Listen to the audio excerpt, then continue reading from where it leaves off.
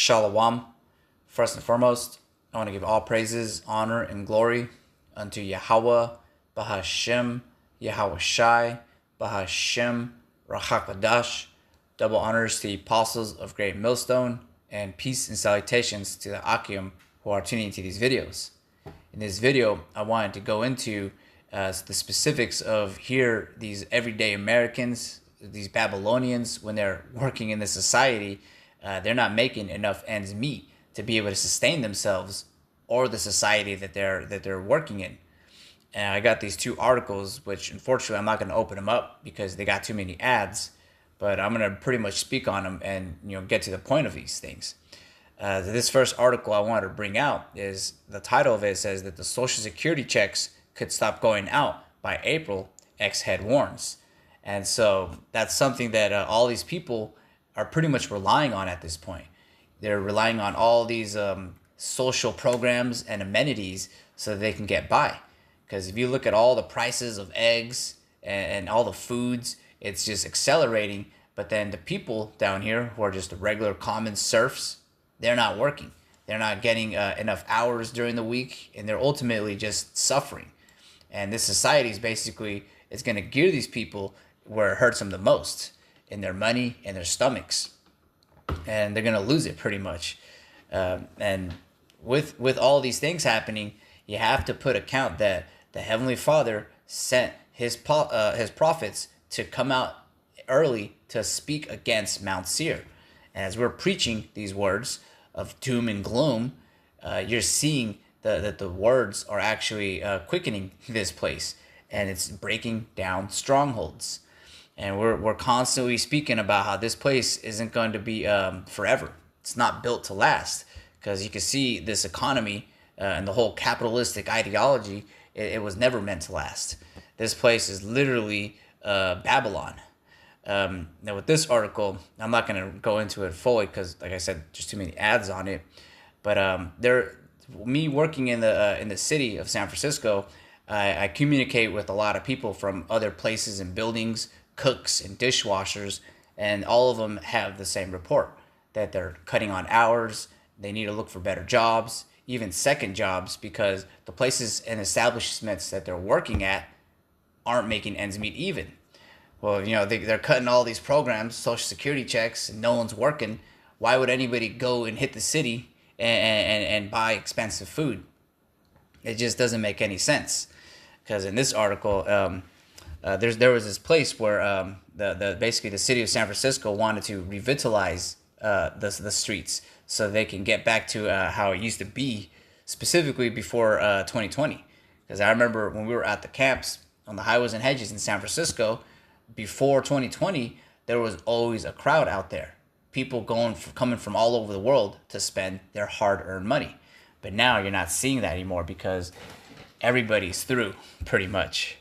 But this place, they're pretty much putting all of their efforts to try to revitalize the city of San Francisco, and it's not working. And the title of this article says, "We cannot afford to stay here. 2 restaurants exit downtown San Francisco food hall." And if you read that article, you see that they're doing anything and everything to try to garner as much customers. Well, ultimately, it's not going to work because this place isn't built to last. And when we're preaching and prophesying these things, we're always going to bring up about Jacob's trouble. All these things that I'm speaking about is just going to be another ingredient in the pot that the Heavenly Father is cooking. It's going to be another dreg that these people are going to have to drink all of it. So I'm going to read this here in the book of Ecclesiastes 12. Starting at verse 1, it says, "Remember now thy Creator in the days of thy youth, while the evil days come not, nor the years draw nigh, when thou shalt say, I have no pleasure in them." So really, this ministry, this word, is for the young men of the hopeful elect to come out of Babylon and prepare your minds and deliver your souls out of this place. Because this place, you could read all the articles, you could experience it firsthand, it ain't got much left. The writing is on the wall. And the Heavenly Father is extending out his hand of mercy to those who are willing to hear, to those who have ears to hear. So remember now the Creator in the days of thy youth, while the evil days come not, nor the years draw nigh when thou shalt say, I have no pleasure in them. Because as it's getting bad, it's only going to get worse. And just being a part of this ministry for a handful of years, I've experienced San Francisco specifically, how it was a bustling city where people were going there to have fun.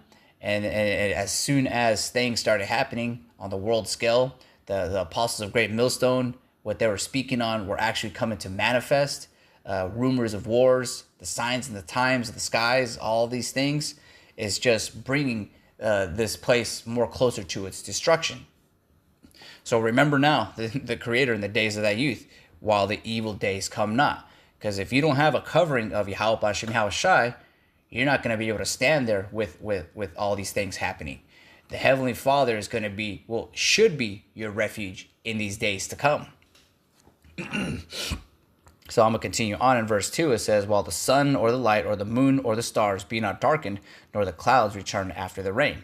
In the day when the keepers of the house shall tremble, and the strong men shall bow themselves, and the grinders cease because they are few, and those that look out of the window be darkened. So right now, with all that getting, it's like it says, with all that getting, get understanding. This is literally the main time that you're able to receive this truth and build upon it. So that when these tumultuous times start to happen closer to you, you'll be protected by the Heavenly Father and His angels that encamp around about you if you fear Him. Because the grinding is literally going to cease. We see it ceasing right now. All the stores that we used to see when we're out there on the highways and hedges are closing down. I think the recent one was the Walgreens across the street. If we needed to go get some water or something, we'd cross the street, but not anymore. All these stores are shutting down, and it's gonna. These stores aren't gonna be propped back up, because once they close down, it's pretty much done. And whatever is gonna come and replace the spot, it's only gonna be for a short period of time. And whatever establishment takes that spot, it's gonna fall into that same predicament. They ain't gonna have enough money because, one, the people don't have money. Because, two, the grinding has ceased. Ain't no one out here working now anymore. But I'm going to continue on. I'll read it in verse 4 again. It says, and the doors shall be shut in the streets when the sounds of the grinding is low, and he shall rise up at the voice of the bird, and all the daughters of music shall be brought low. The spirit of this society is also dead. It ain't no weekend party time like as it used to be. Everybody is feeling the blunt end of this. This bitter place known as America is starting to show its true colors. That this place was really never for the hopeful elect.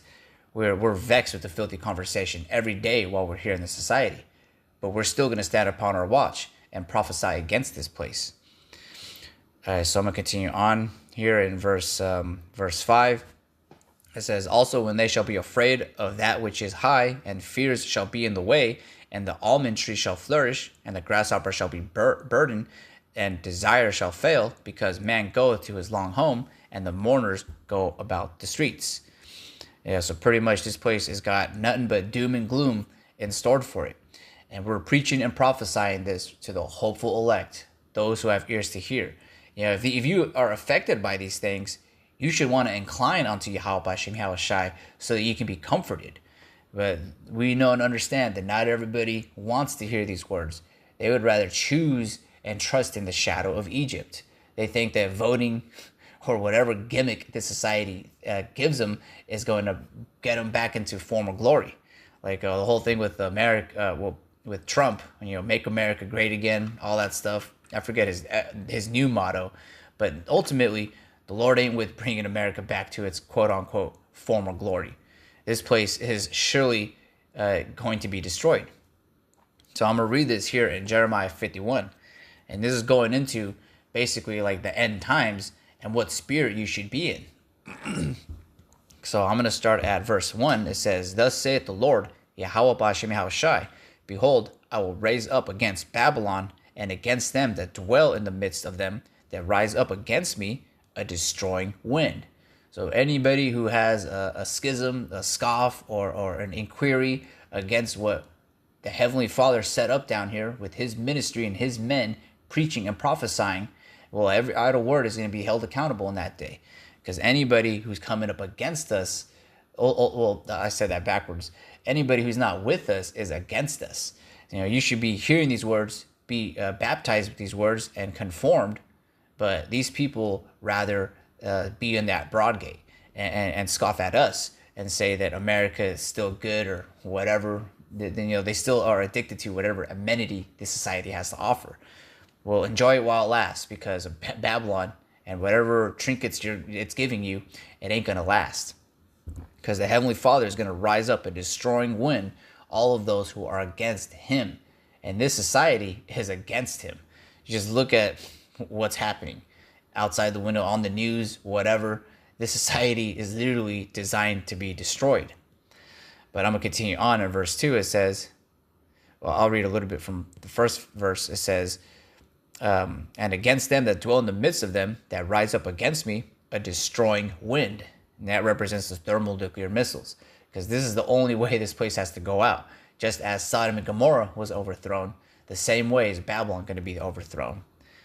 And verse 2, it says, and will send unto Babylon fanners that shall fan her and shall empty her land. For in the day of trouble they shall be against her round about. Against him that bendeth, let the archer bend his bow. And against him that lifteth himself up in his brigadine, and spare ye not her young men, destroy ye utterly all her host. Because all these nations are going to shoot all of their payloads on this place. That's going to be the destroying wind. It's spoken about all throughout the scriptures, how this place is going to go out in such fashion. So I'm going to continue on in verse 4. It says, thus the slain shall fall in the land of the Chaldeans, and they that are thrust through in her streets. For Israel had not been forsaken, nor Judah of his power, of the Lord Yahweh B'Shem Yahushai of hosts, though their land was filled with sin against the Holy One of Israel. And right now, this is the Heavenly Father reaching out his hand for grace and mercy.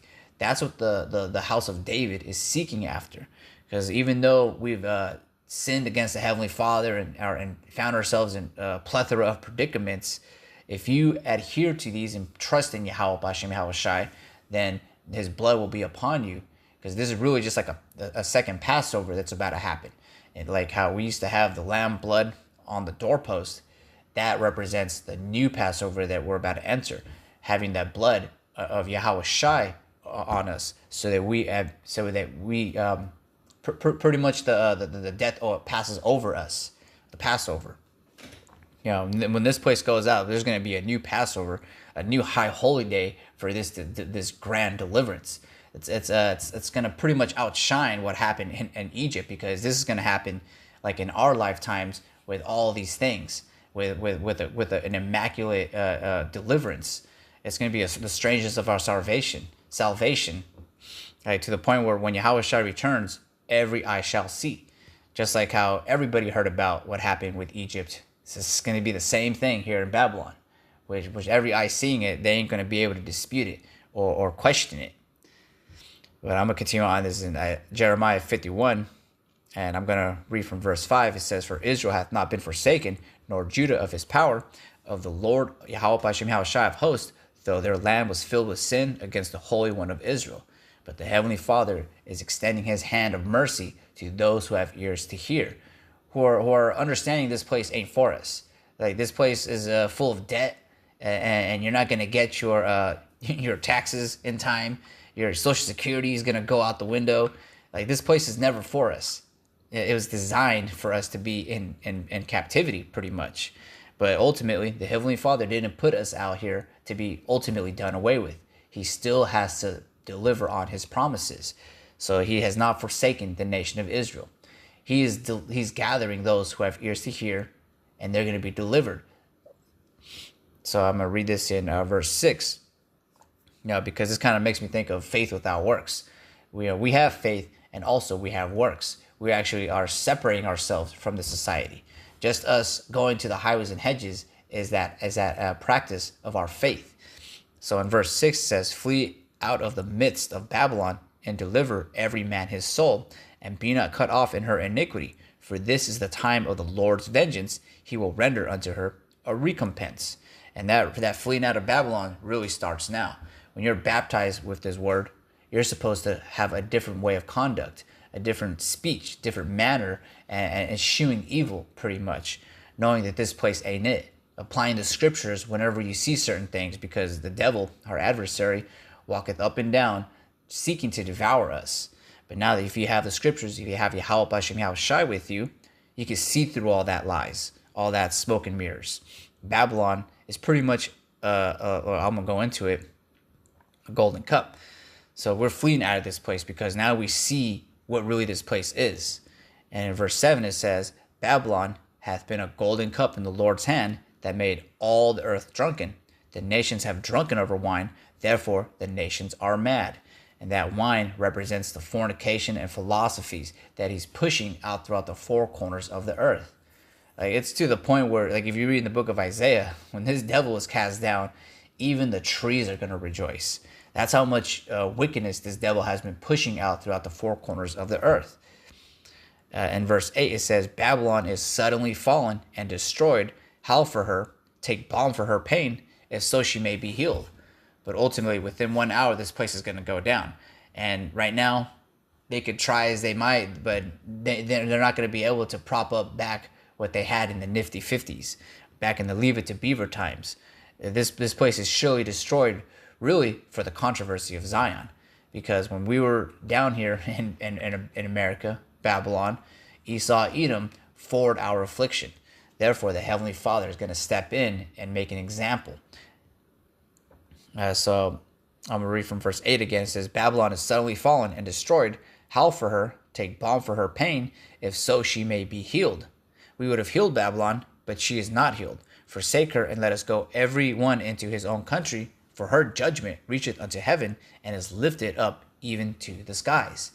And just not even mentioning what this nation has done, like what the Babylonian Edomites have done to the nation of Israel, so-called Blacks, Latinos, Native Americans. You just see what else this devil has been doing all throughout the four corners of the earth. His iniquity has reached unto the heavens, and now the Heavenly Father is visiting this place.